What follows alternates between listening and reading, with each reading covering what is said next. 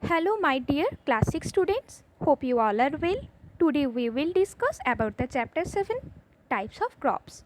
In the previous class we have already covered the first part of this chapter like various food crops, rice, wheat, various cash crops like the sugarcane, jute, cotton, and in this class we will cover the remaining portion like the plantation crops.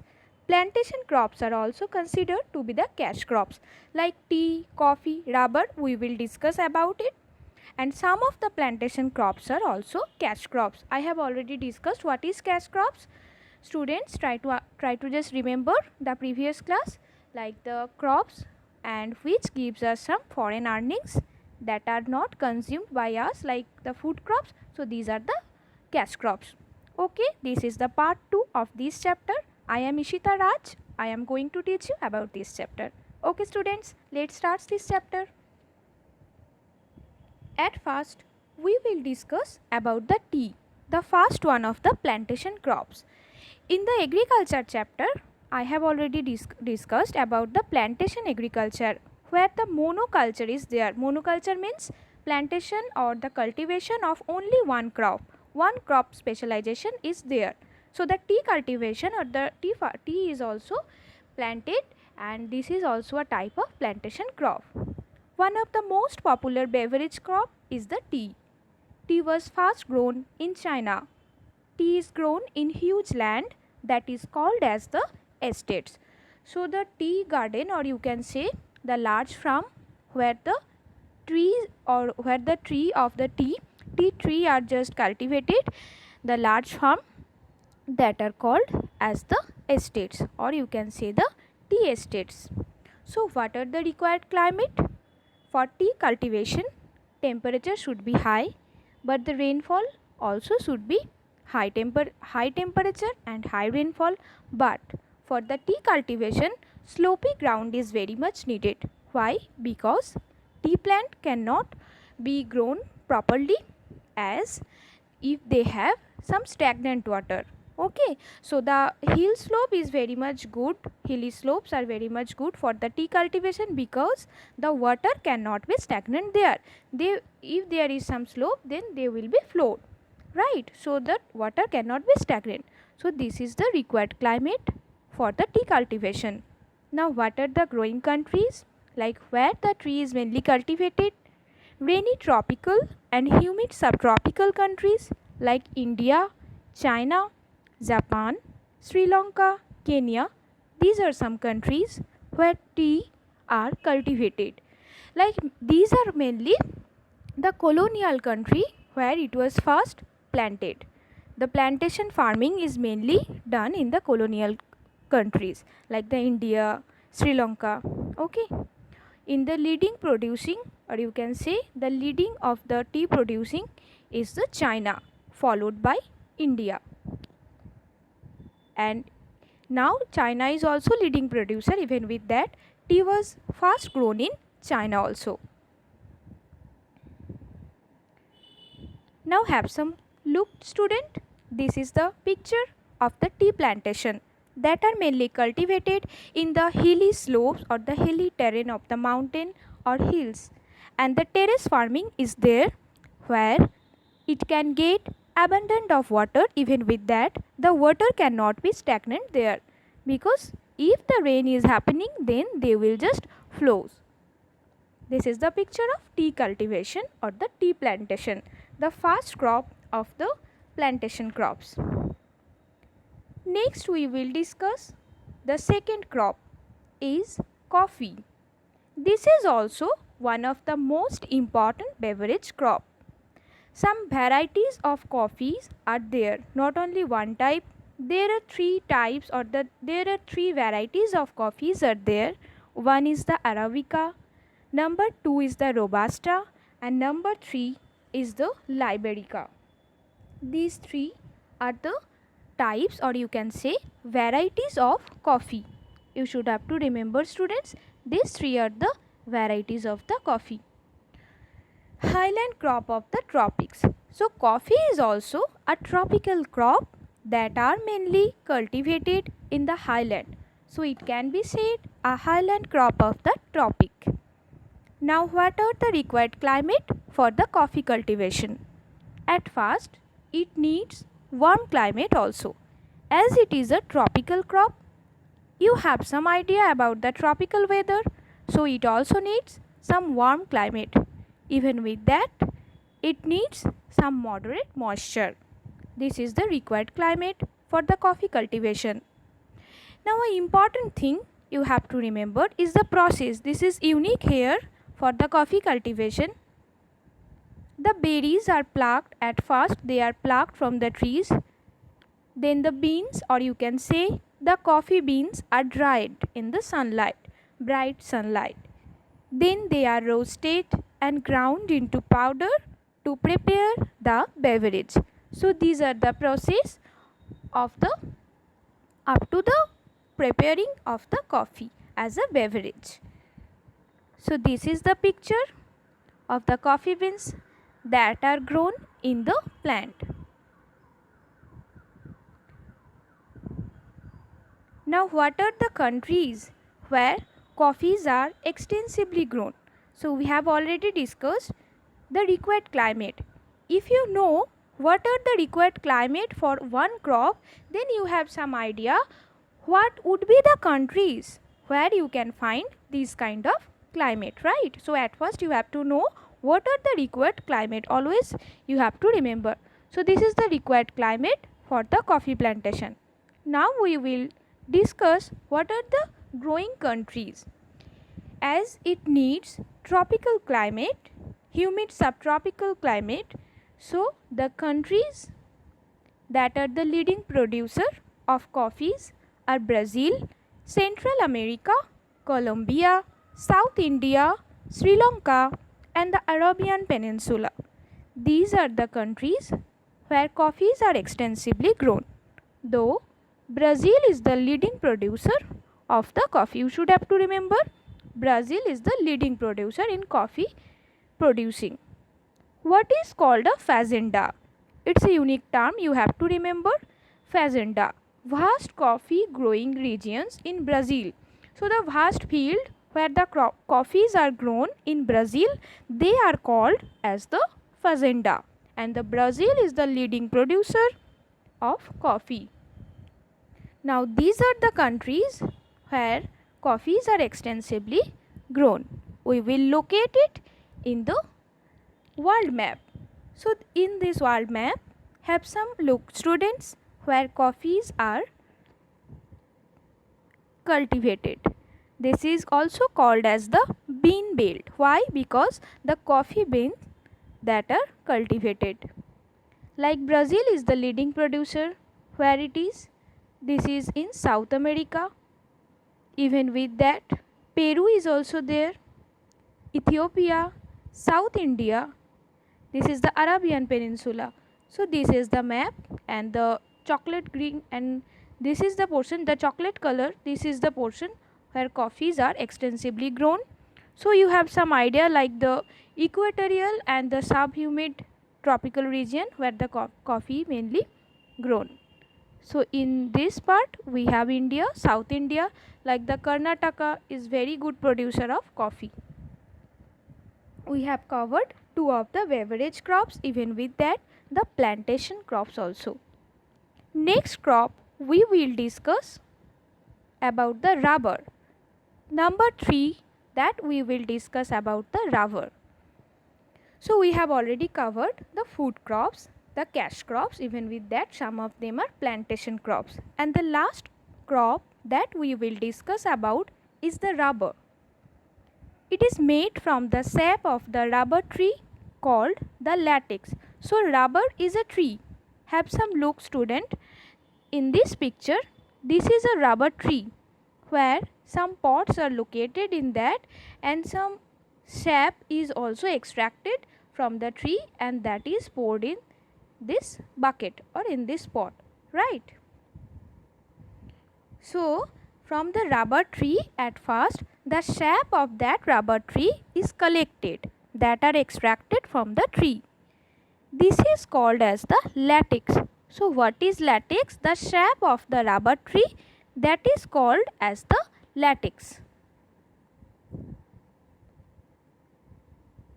This is extracted. When they are extracted? They are extracted during the early hours of the morning. Then they processed and exported to different countries.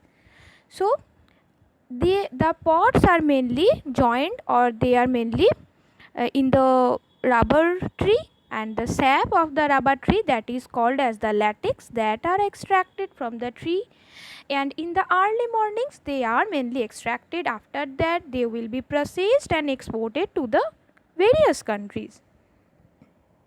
Required climate for the rubber plantation. This is also a plantation crops. Okay, so tea, coffee, rubber, all of these are some plantation crops that are mainly cultivated in the plantation farming or the plantation agriculture. So the required climate for the rubber is the hot and wet climate. So all of these are some hot and wet climate that needs, because all are grown in the tropical and subtropical countries. That is why they also required hot and wet climate. Wet climate means it needs some rain, abundant of rainfall. Even with that, high temperature is needed. And what the type of soil that is required is the well drained fertile soil. Also fertile soil is required, and the well drained, it should be a well drained. Well drained means the water will not be stagnant, it will be good aeration. Okay, so this is the required climate for the rubber. Next is the uses. What are the different uses of rubber? Like until then, until now, which we have already covered, tea, coffee, etc. All of these are beverage crops. Even with that, we can consume, people can consume. But rubber, what are the different uses of rubber? It can be used as the manufacturing of tires, to make some spare parts of the automobiles, and so other uses, and so many uses of rubbers are there. It has extensive uses. So what are the countries where rubber is extensively grown? Growing countries are the Indonesia, Malaysia, Sri Lanka, Thailand. These are the countries where rubber is grown. But the leading producer of rubber is the Amazon basin. So Amazon basin, you can say in Brazil, the rubber is highly produced, extensively produced. Okay, in Amazon basin the rubber tree is there, and these are the countries where rubber is grown. Have some look, students. This is the world map where you can locate each of the rubber producing countries. Always try to locate the countries, as after or in the time of exam you will have some idea where the countries are located, and you can easily write the growing name of the countries where they are growing, the name of the countries. So this is the countries. Like in Amazon basin, this is the leading producer. Like in Brazil, Ecuador, in Mexico. Okay, the dark color is the highest producer and the light color is less producer. Like in this much area we have the Thailand, China, India, Philippines. Okay, Papua New Guinea is there. So these are the these are the rubber producing countries. Have some look in the world map where rubber is produced. And the leading producer of rubber is Amazon basin. That you should have to remember, students. Okay, we have already covered some of the food crops, fiber crops, plantation crops, and with that the various cash crops. This is a picture of the rubber plantation in real time. Like all of the plants are there, you have some look that the pods are mainly there to extract. If the sap, or you can say the latex, are extracted, then they can be collected in these pods. Okay, some manual labor is also needed for the extraction of the latex. After that they will be collected, then they processed and further exported to another countries. This is the picture of the rubber plantation. We have already covered different types of crops.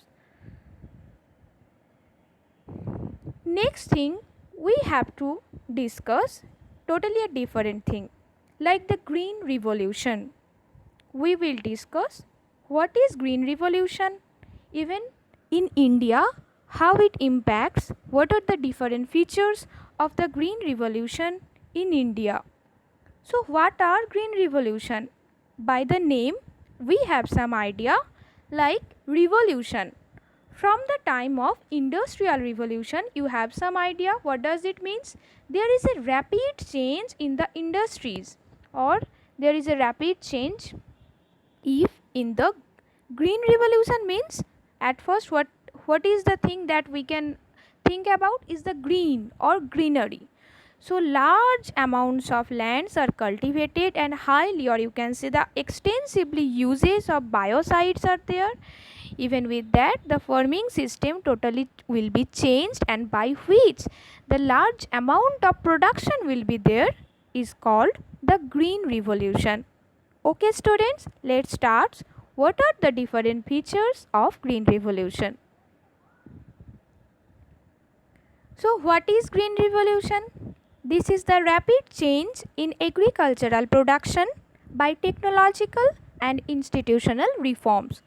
So rapid change, or you can say the huge vast change, by which? By technological and institutional reforms. Like some institutional change will be there, some change in the technology will be there. That is why if there is a change or the huge change in the production of the agriculture is called as the green revolution. So who first coined the term, or you can say who first introduced this? Norman Borlaug, an American agronomist known as the father of green revolution.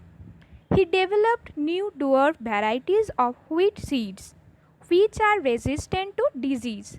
That means he introduced some new you can say the new variety of plant, new variety of wheat seeds that is more resistant to disease. So if the plant, or you can say the seeds, are disease resistant, then they will not be the maximum of the production will be there, right? They will not be died in shorter time. So if they are resistant to disease, the maximum of production will be there. So Norman Borlaug, who was the American agronomist. Agronomist means who that deals with the agriculture or the agrology is called the agronomist.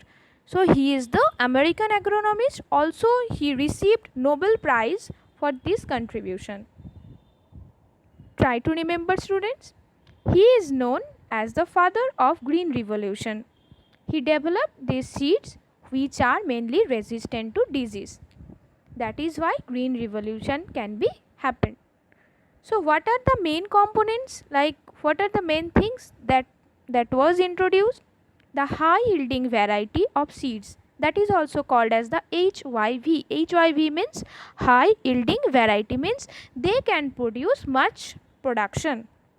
Much production will be there, huge production will be there. So these are called as the HYV, or the high yielding seeds, high yielding variety. Chemical fertilizers, water for irrigation, use of insecticides, pesticides, use of machineries like the tractors, harvesters, threshers. Even with that, rural electrification is there, means in rural area the electrification is there. That is why the irrigation can be easily done. Even with that, the pumping, storage, this is also done. So in the rural area that is not much developed, there can be some effects of the green revolution can be reached, right? So these are the components that the green revolution has. Like they can also use some major chemical fertilizers also there, biocides is also there, good amount of irrigation water can be reached there.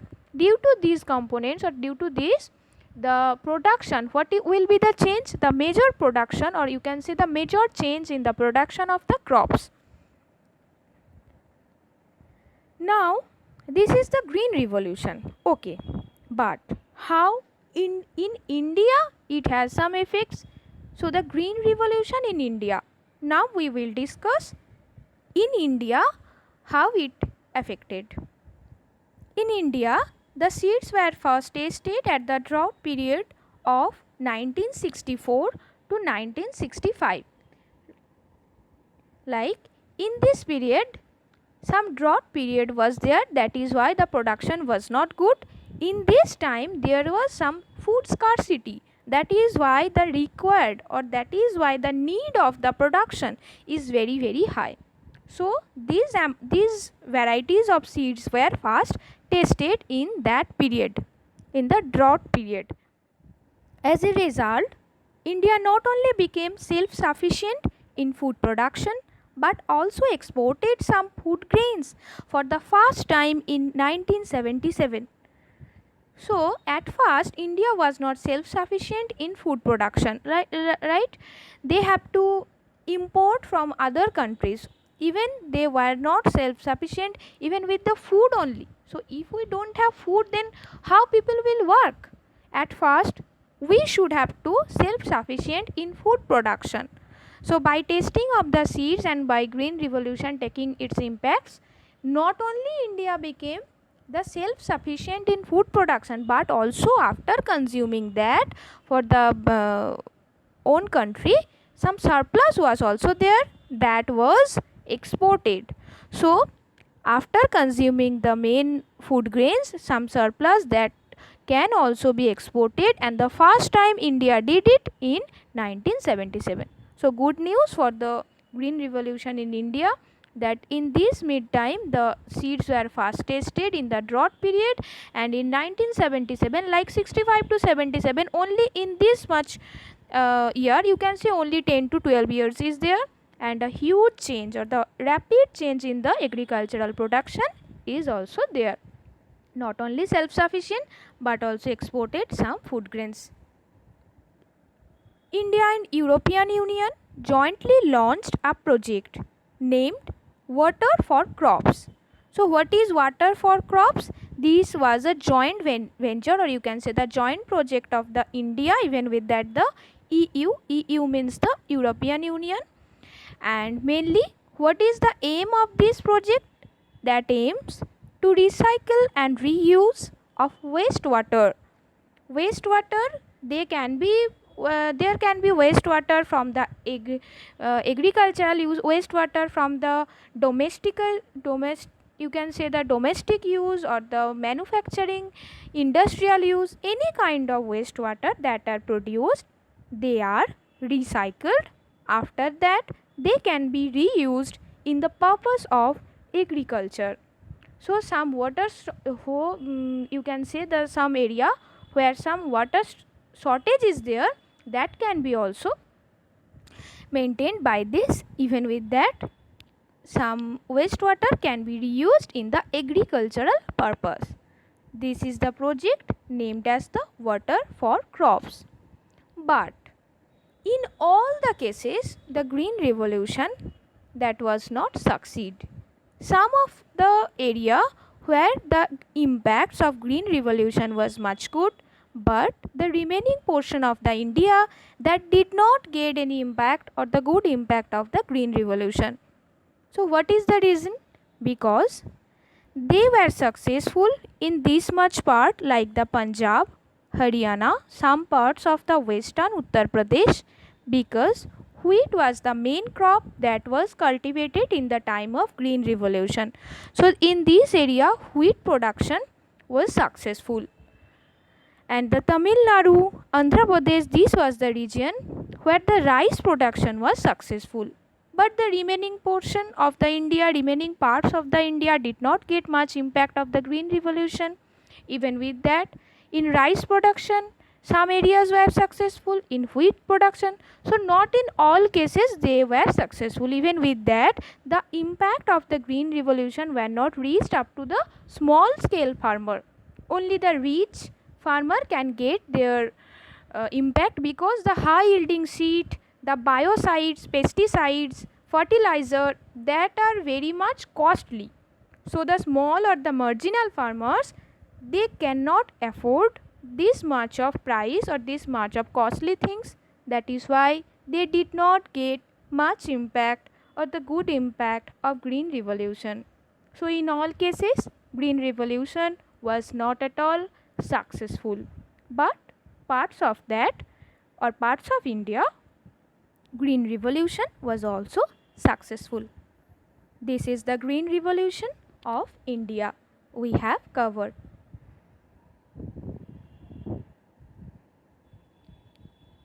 Lastly, we will discuss about the recent development in agriculture. This is the last thing.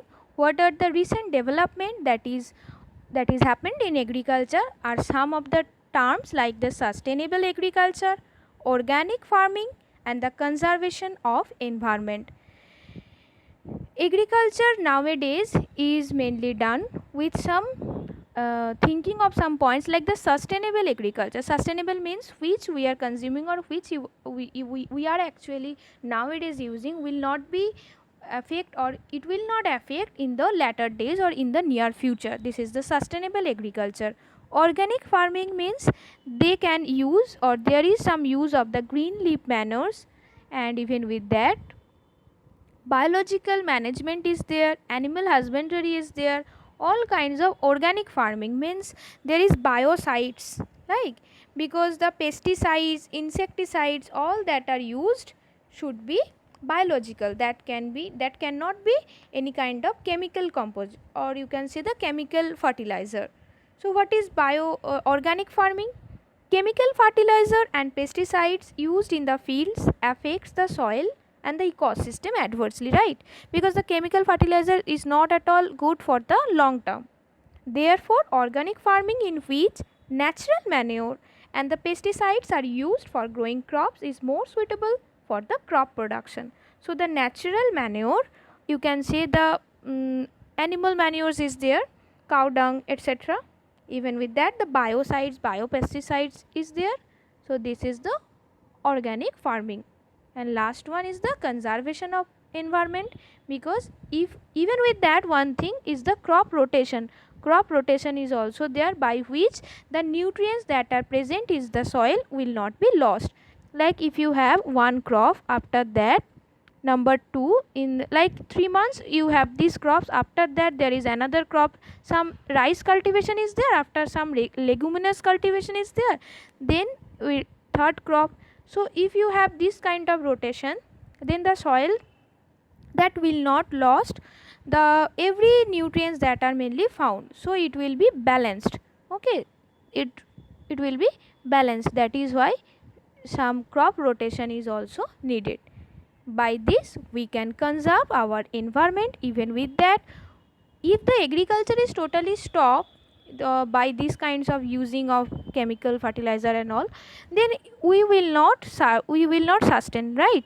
So agriculture should be there. Even with that, if we have some sustainable management, if we have some organic farming by this biological management, then we can conserve our environment also by this adopting of these kinds of activities or these kinds of practices.